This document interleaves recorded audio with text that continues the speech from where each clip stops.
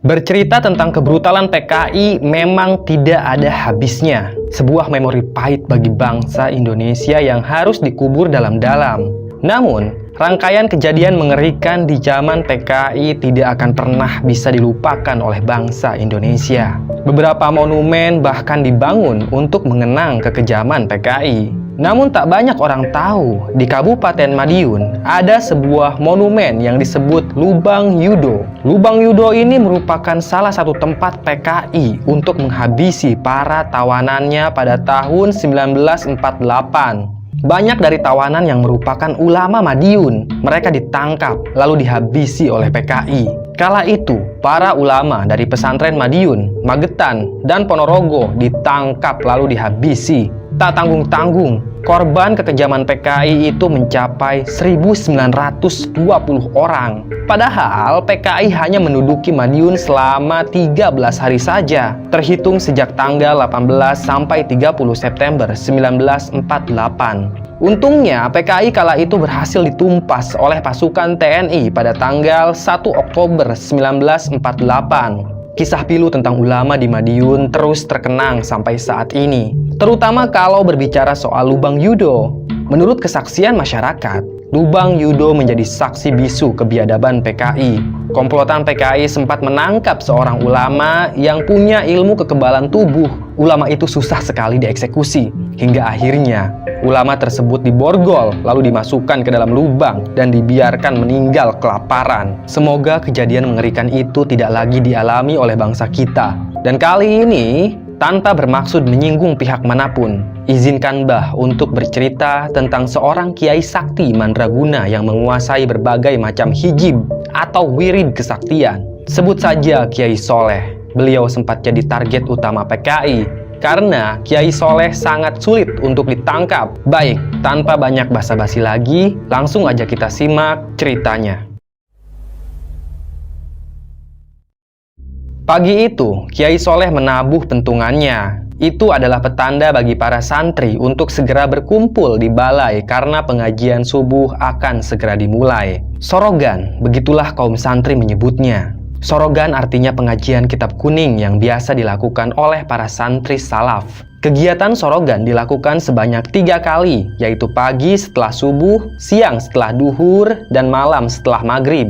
Segera para santri keluar dari kamar mereka. Kamar santri itu berupa bangunan panggung yang terbuat dari bilik bambu dan atap rumbia. Ada 4 blok kamar santri yang mengelilingi rumah Kiai Soleh. Sementara itu, rumah sang Kiai sudah terbuat dari tembok. Di samping rumah beliau ada ruang kosong yang terbuka. Ruang itu digunakan untuk sorogan santri. Jumlah santri Kiai Soleh ada sekitar 30 orang, terdiri dari laki-laki dan perempuan. Namun untuk santri perempuan yang mengajar ngaji adalah Nyai Fatimah, yang tak lain adalah istrinya Kiai Soleh. Kamar santriawati juga terpisah, kamarnya berada di lantai 2 rumah sang Kiai. Hal ini dilakukan untuk menjaga agar tidak ada santri yang berani berpacaran di pondok itu. Ayo berdoa, ucap Kiai Soleh. Beliau sudah duduk di atas kursi sambil membuka kitab Fathul Mu'in yang akan dikaji pagi ini. Santri pun serentak berdoa dan melantunkan sholawat Nabi.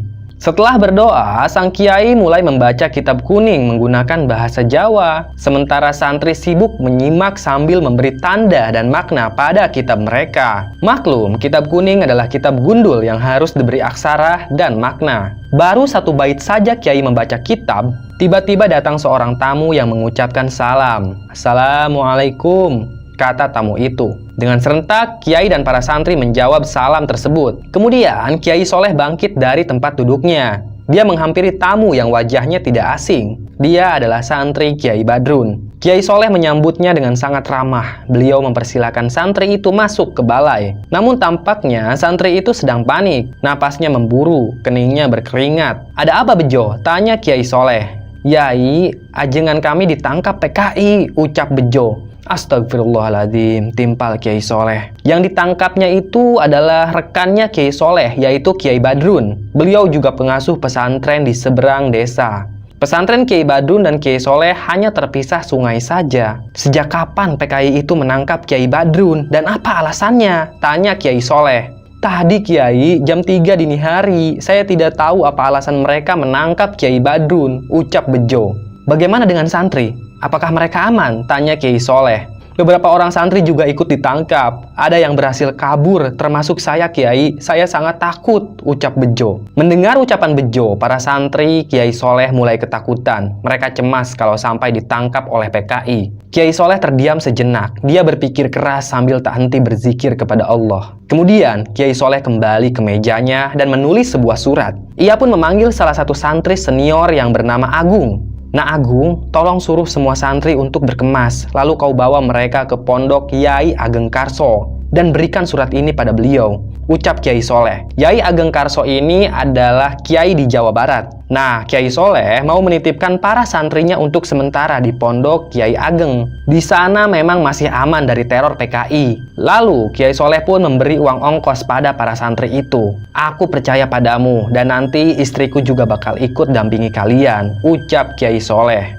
Kiai Soleh tidak mau memulangkan santri ke rumah mereka karena mayoritas santri yang mondok di situ adalah orang Madiun. Jadi sangat berisiko kalau harus tinggal di kota itu. Lantas Kiai Soleh gimana? Tanya Bejo. Aku tetap tinggal di sini. Aku tidak mau mundur. Kau ikut saja dengan rombongan santri, ucap Kiai Soleh. Bejo menampakkan wajah khawatir.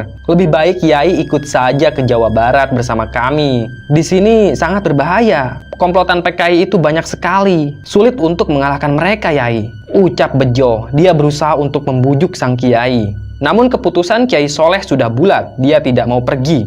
Mungkin saja Kiai Soleh punya rencana lain. Tak lama kemudian, semua santri berkemas. Mereka berduyun-duyun meninggalkan pondok pesantren. Istrinya Kiai Soleh menangis sesaat sebelum ia pergi meninggalkan pondok. Sementara Kiai Soleh berdiri di depan balainya sambil tersenyum dan melambaikan tangan. Kemudian Kiai Soleh masuk ke dalam rumahnya lalu mulai berzikir. Singkat cerita, tiba waktunya sholat duhur. Kiai Soleh menunaikan sholat di rumahnya. Dan tiba-tiba saja muncul komplotan PKI dari kejauhan. Mereka berjumlah 10 orang dan hendak menjemput Kiai Soleh. Komplotan PKI itu sungguh tidak beradab. Mereka masuk semena-mena mengenakan sepatu dan juga mengacak-ngacak balai santri. Kiai Soleh! Teriak salah satu anggota PKI. Mereka dengan brutal masuk ke kamarnya sang Kiai. Di dalam kamar itu, mereka melihat Kiai Soleh sedang sholat. Salah satu PKI hendak meringkus Kiai Soleh. Namun, anggota lainnya melarang. Biarkan dia menyelesaikan sholatnya, ucap anggota PKI itu. Lalu saat Kiai Soleh menyelesaikan sholatnya, komplotan PKI langsung meringkus Kiai Soleh. Namun tanpa diduga-duga, Kiai melakukan perlawanan. Dia menepis tangan PKI itu. Seketika saja mereka marah. Kegaduhan pun terjadi di dalam rumah tersebut. Menyerah saja Kiai, kami tidak mau menyakitimu, ucap salah satu anggota PKI. Namun Kiai Soleh pantang menyerah. Ternyata beliau adalah seorang ahli silat yang memiliki banyak kesaktian. Tubuhnya juga kebal dari senjata tajam. Kiai Soleh sengaja menjadikan dirinya umpan agar komplotan PKI itu mau datang ke rumahnya. Dengan begitu, Kiai Soleh mudah untuk menghabisi mereka semua. Tak butuh waktu lama, Kiai Soleh berhasil menumbangkan mereka semua.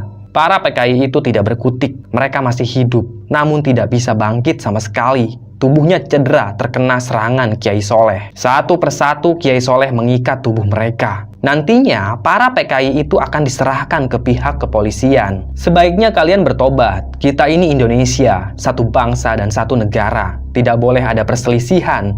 Bangsa ini bisa hancur karena ulah kalian, ucap Kiai Soleh. Sampai sore hari, Kiai Soleh masih bertahan di rumahnya. Hingga menjelang maghrib, muncullah kawanan PKI yang jumlahnya lebih banyak. Mereka ada 50 orang. Mereka semua siap mengepung Kiai Soleh. Sebaiknya Kiai menyerah saja. Rumah Kiai sudah kami kepung. Kami tidak mau menyakiti Kiai, bentak salah satu anggota PKI. Lebih baik kalian saja yang menyerah. Cepat atau lambat, kalian pasti binasa, balas Kiai Soleh. Dia sama sekali tidak takut pada kawanan PKI itu. Tangkap dia, suruh salah satu pimpinan PKI pada anak buahnya. Kiai Soleh pun dikepung. Namun, dia masih bisa melawan. Beberapa orang tumbang terkena serangan Kiai Soleh. Hijib atau kesaktian yang ia punya sangat dahsyat. Pertarungan antara Kiai Soleh dan 50 PKI berlangsung sengit. Ambil tali, teriak anggota PKI. Mereka pun meringkus Kiai Soleh menggunakan tali tampar. Tubuh sang Kiai tidak bisa berkutik. Dia pun tumbang. Buru-buru mereka mengikat seluruh tubuh Kiai dan menutup kepalanya dengan kain hitam. Seketika saja, komplotan PKI bersorak gembira. Mereka tertawa terbahak-bahak setelah berhasil meringkus Kiai Soleh. Mereka juga membebaskan anggota PKI yang tertahan di rumahnya Kiai Soleh. Bawa dia ke hutan, pinta pimpinan PKI. Mereka menggotong Kiai Soleh ke hutan. Mereka akan menghabisi sang kiai. Tubuh kiai yang masih hidup itu diarak menuju hutan. Kemudian setibanya di sana, mereka bingung karena Kiai Soleh ini susah untuk dihabisi. Tubuhnya kebal, benda tajam. Peluru juga tak sanggup menembus kulit sang kiai. Dia benar-benar sakti. Buka tutup kepalanya, pinta pimpinan PKI pada anak buahnya. Penutup kepala pun dibuka, tampak wajah Kiai Soleh yang masih sangat tenang. Dia tidak ketakutan sama sekali. Bagi Kiai Soleh, hidup dan mati adalah milik Allah. Kalau memang ajalnya harus berakhir di hutan ini, maka Kiai Soleh ikhlas dan pasrah. Yang penting, dia sudah berusaha untuk membasmi antek-antek PKI itu. Ilmu apa yang kau punya, ha? Tanya anggota PKI. Dia heran karena Kiai Soleh ini susah untuk dihabisi. Ilmu Allah, jawab Kiai Soleh. Lepaskan ilmu itu sekarang juga, kata PKI. Tidak ada satu makhluk pun di dunia ini yang bisa melepaskan ikatan aku dan Tuhanku, ucap Kiai Soleh sambil tersenyum. Baiklah kalau gitu, ucap PKI. Komplotan PKI itu kemudian menggali tanah. Mungkin mereka akan membuat liang lahat dan langsung mengubur Kiai Soleh. Setelah liang lahat itu jadi, tiba-tiba saja salah seorang PKI berteriak, "Ada ABRI!" Sontak saja pasukan ABRI mengepung mereka. Komplotan PKI itu juga dihujani peluru. Satu persatu mereka tumbang dan terkapar tak bernyawa. Ternyata dari awal tertangkapnya Kiai Soleh, intel ABRI sudah mengetahuinya. Mereka sengaja mencari celah untuk menyerang PKI. Dan hutan adalah tempat yang cocok karena di dalam hutan itu, para PKI pasti akan kesulitan untuk melarikan diri. Alhasil, hampir semua anggota PKI itu terkapar tak bernyawa. Hanya tersisa 5 orang saja yang dibiarkan hidup. Hal itu dilakukan ABRI untuk menggali informasi. Kelima PKI itu jadi tawanan. Dengan beringas, pasukan ABRI memaksa mereka untuk membocorkan persembunyian pemimpin besar PKI di Madiun. Mereka pun ketakutan. Lalu, mereka memberitahu tempat persembunyian bos besarnya. Setelah pasukan ABRI tahu tempat persembunyian itu, mereka pun bergegas ke sana. Namun, sebelum pergi, salah satu anggota ABRI melepaskan tali yang mengikat tubuh Kiai Soleh. Sang kiai pun selamat. Dia kembali ke rumahnya. Beberapa hari kemudian, semua PKI di kota Madiun berhasil dilumpuhkan oleh pasukan ABRI. Tragedi itu benar-benar menggemparkan seluruh rakyat Indonesia, sehingga muncul kebencian yang mendalam pada anggota PKI. Begitulah sekelumit kisah tentang Kiai Soleh dan komplotan PKI. Semoga bangsa kita tetap aman, damai, dan rukun. Selesai. Terima kasih sudah menyimak cerita Mbah. Tunggu cerita-cerita selanjutnya ya. Tetap sehat dan salam merinding.